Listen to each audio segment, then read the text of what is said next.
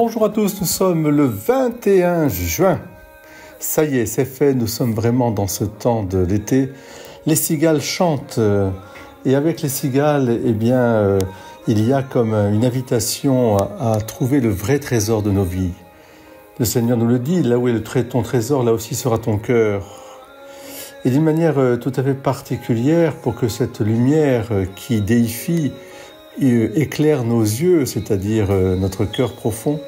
En ce 21 juin, l'Église fête Saint Louis de Gonzague, ce jeune Italien né en 1568 à Castiglione, dans la province de Lombardie. Fêté le jour du solstice d'été, il est proposé comme un modèle à la jeunesse et spécialement aux étudiants. Et d'une manière particulière, je ne le savais pas, moi aussi je l'ai découvert, il a été donné particulièrement comme saint patron aux personnes atteintes du VIH, du virus du sida.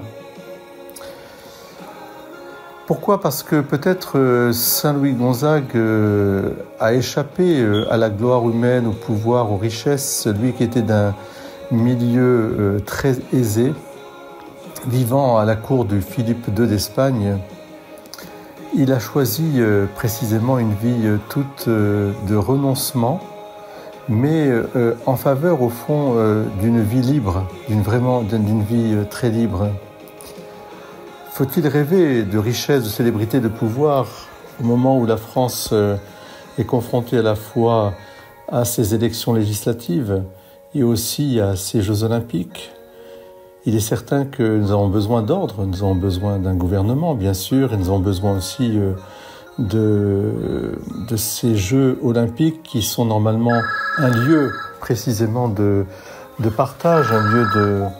Mais en fait, au-delà de ça, nous avons besoin surtout d'un désir plus grand que tout ce qui brille dans l'imaginaire. Et Saint Louis Gonzague nous y aide.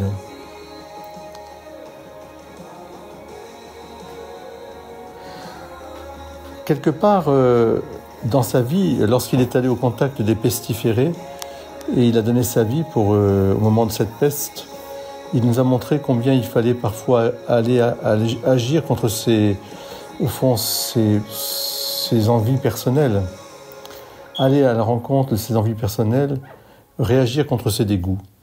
C'est un exercice par lequel on a souvent mis les jeunes religieux à l'épreuve. Mais cet acte reste d'actualité pour nous. Beaucoup de personnes dont nous détournons le regard, que nous préférons ignorer et oublier. En fait, je peux très bien me convaincre de m'arrêter, de les rencontrer, de leur porter d'une certaine manière une parole de vie, un regard de vie, un geste de vie. Soyez bénis, chers frères et sœurs, et bonne fête à tous ceux qui portent ce patronage de Saint Louis de Gonzague. Dieu vous bénisse.